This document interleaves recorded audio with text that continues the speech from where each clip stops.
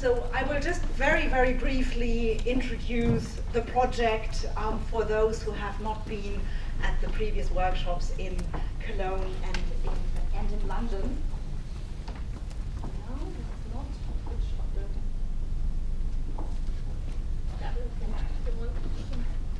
Okay, so the idea behind the network was that over the last decades, attention has been increasingly directed to the importance of the senses in shaping urban experiences, in shaping planning, in shaping marketing, in shaping curation, and of course in shaping everybody's experience in the city. And research in the field has been exploding. At the same time, there has been relatively little reflection on the methods that we use across disciplines and across professions. And the network started very much from a conversation between Monica and myself and how we thought, the different approaches that we have in sociology and history respectively, and how we could learn more from each other. So the idea was to bring together different disciplines, different professions, but also people from different countries to see how much the way we think about this is conditioned by our academic, linguistic, professional, but also urban environment of different countries and particular places. So the network is exploratory, really to think about what methods do exist, how can we exchange the methods that we have, and how can we develop new ones. And as Judith and Monica already said, we had already two workshops in London and Cologne. This is the third, and we will have a final conference in London next March. We have chosen 3 cities of some similarities, but also some differences, in that they are all cosmopolitan cities, they are all historic cities, they are all cities that have undergone major reconstructions in the 19th century, destruction in 20th century war, rebuilding, regeneration, and that have in different ways been models for how to rebuild and regenerate a city globally. But there are also cities of very different scales in terms of their importance in the international, the national, and the regional context. So we have chosen them as comparatives for these reasons, but also in some ways for more subjective ones, in that these are the cities on which we work, but also where we have, where we grew up. So we were interested in comparing places, how you approach them from a purely academic perspective, but also how this might be different if your own personal memories play a part in the way you approach your research object. The main aim of the network really is to foster dialogue across the disciplines, with museum curators, with urban planners, and to think about how the different sectors can learn from each other, how we as researchers can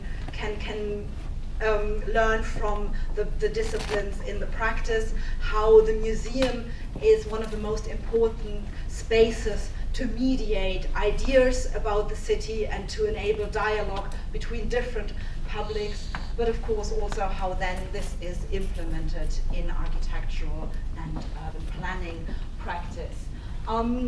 We aim to have, in addition to the typical academic outcomes, and a special issue and a book that will be coming out of it, a toolkit on the website that Manuela will be talking about in more detail, and have been reflecting on, not so much as a toolkit where you can get all the right things to do, but more as a think kit of giving ideas on how to reflect about approaches to the cities, theoretical ones, practical ones, of how to research the senses, and then think about how one can actually represent these inherently physical bodily experiences and translate them into digital or textual means. But what we wanted to do for the rest of the introduction is to move from these rather abstract outline to some of the findings of the first workshop in London, which Monica will do. Then I will briefly talk about Cologne, and then Monica will introduce you to why Barcelona, the specificities of Barcelona, and in particular also El Raval. Right, so in London we started the discussion, we were all new to the network, and the discussion very much focused on urban planning and the position of the research. And one of the first findings, if you want to call it that, was that really our sensing is really much framed by our training, of professional or academic training. So that really shapes how we approach the city, whether we're curators, planners, whether we're historians or sociologists or geographers. The sensing is shaped very much by your background, and different things get highlighted or put into the background through that. And one thing that really came out very strongly is that especially professionals are very constrained by legal frameworks, by timing, time deadlines that most academics are happily unaware of. So the academics were usually much more critical in terms of how the city is planned, how the city is displayed or represented in branding, but they were there was very little awareness of the time constraints, of the legal constraints, and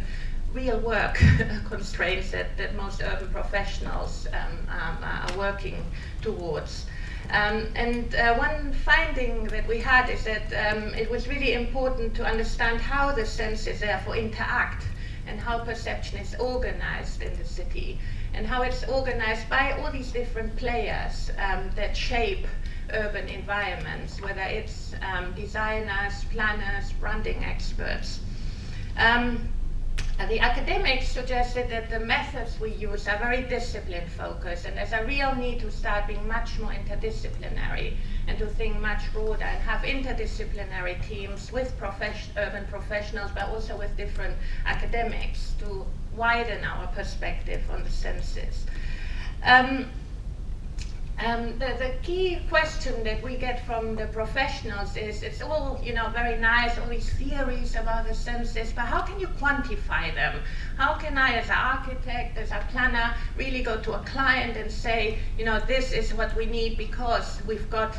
we've done this research, and we can really show why the smell, the air quality, etc., impacts on personal experience, and we haven't got there yet. I mean, part of the toolkit is to start thinking about how we can not just quantify, but approximate some approaches to the real world, not just write about the senses, but also somehow be able to capture them, not in a marketing kind of view, but more also think about social inequalities, power relations in the city, and really make it more available for the general public to understand why the senses matter. The other point was that there's a lack of vocabulary to talk about the senses. People find it very difficult to express sensory perceptions. And part of the Barcelona workshop is thinking about how can we represent to different audiences in a easy, digestible way how the senses matter in urban life and also in representing the city. Lastly, the last point was, which for me was one of the key findings, is that planners especially and designers, architects suggested that we need a more robust feedback mechanism. Once area is regenerated or building built or a street redesigned, there's no feedback mechanisms. There's consultancy before the planning happens, before the design happens, before the regeneration. There's very little afterthought or research, how does this place actually work now that it's been regenerated? Feedback mechanisms are then really important to improve the delivery of urban regeneration projects, also to learn for the future. And the last point we had then that we came up in London is that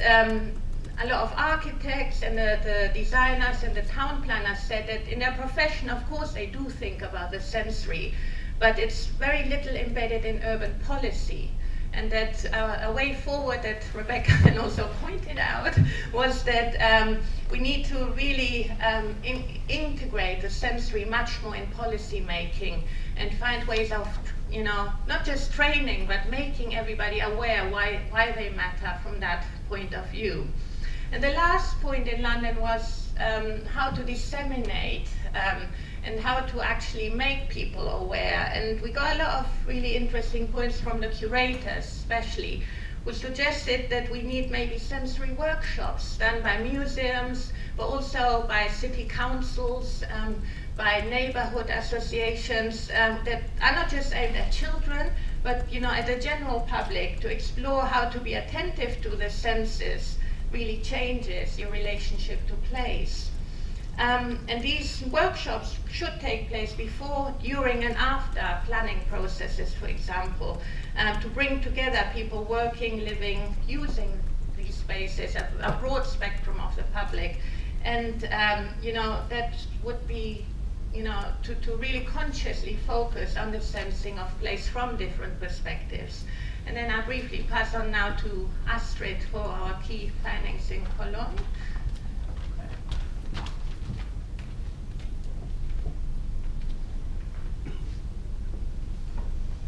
So, taking on board the discussion that we had in London, we decided to continue, you know, some of the streams, and we continue talking about urban planning and about policy, but we also focused more strongly on the subjective, on the political, and on the role that museums have in shaping and reflecting on the urban sensorium. We wanted to talk more about, you know, how the sensing is subjective, and through all the theoretical papers and all the case studies based, this was very strong. But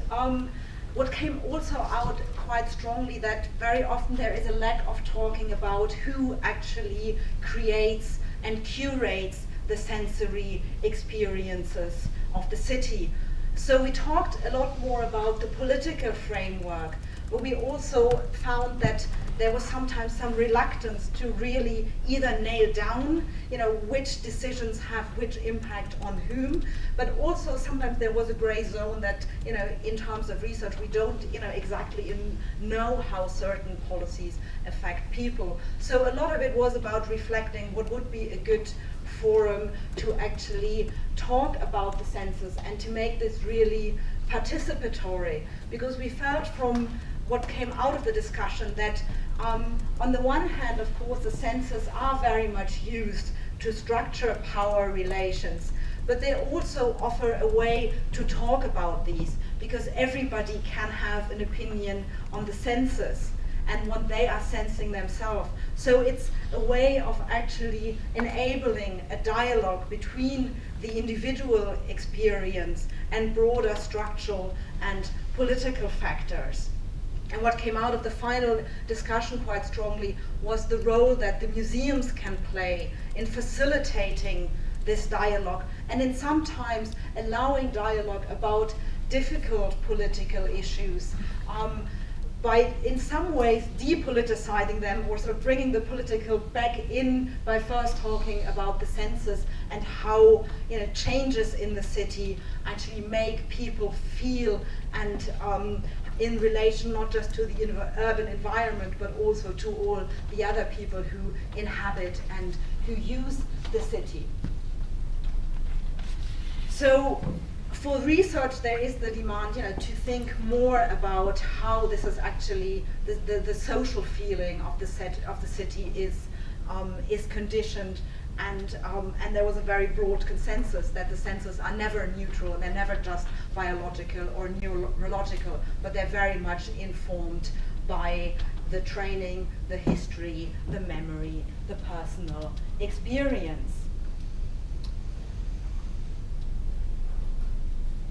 We had some very interesting tours through the different museums that were hosting us. So we were in the center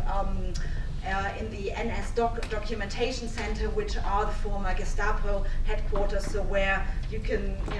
feel the history through the inscriptions of the inmates in the cells, and we were in the City Museum, and then we had the walk around one of the oldest streets that has sort of different layers of history on it. And again, what came out very strongly from this was how much storytelling, how much narrative actually shapes our perception, and that sometimes, as Beatrice pointed out in London, before we actually do fancy interactive displays, we need sensibilization to the senses, we need sensory education, but also sometimes a historic narrative can bring out more sensory feelings than simply a reenactment. And this was sort of, I think the key moment for me was when Rita brought us in front of a number of boxes of pickled herring in the museum, and that, yes, of course, you could recreate the smell of fish, but by talking about the social history, a whole world emerged about changing social relations, about gender relations, about how we and people interact with the city at a given moment, but also how we relate to the deeper layers of history. In general, history played a stronger role in people's references to their sensory experience and in the way people from Cologne framed the experience of the senses, very often through the different layers of history. We also felt that the comparison between the cities brought out questions about whether particular cities foreground certain senses more. Again, in Cologne there was a very strong emphasis on sound and on music and on sort of collectively performing civic identity through singing throughout the carnival. And again, that's sort of some of the questions that come, and I think there will be more from Barcelona about how that there are some methods that we can transfer from city to city, but that also there are these particular ecologies, sensory ecologies of the city that allow us to ask different questions, but that also need particular responses if we want to shape policy. And I think with this, and the need to the attention of the particular and what each city can really tell us, I pass over to. Oh, the methods. Sorry, the methods. In each workshop we had a day, the second day, where we would go out in the streets in London, on Whitechapel, in Cologne, on Eigelstein, and in the first workshop in London, we very much focused on the role of our disciplinary training and in how that frames our senses and our approaches. So what we primarily did have interdisciplinary teams and work on different methods, either of observation, of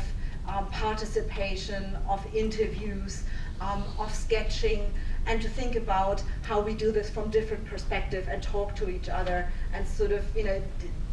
get a sense of how different disciplines approach these methods, and then think about how we could represent them either through mapping, through the sketching, or through exhibition designs that might shape sort of or bring together disconnected part of the cities. Whereas in Cologne we decided to focus on one particular sense. So the groups went out to think about how the city smells, feels,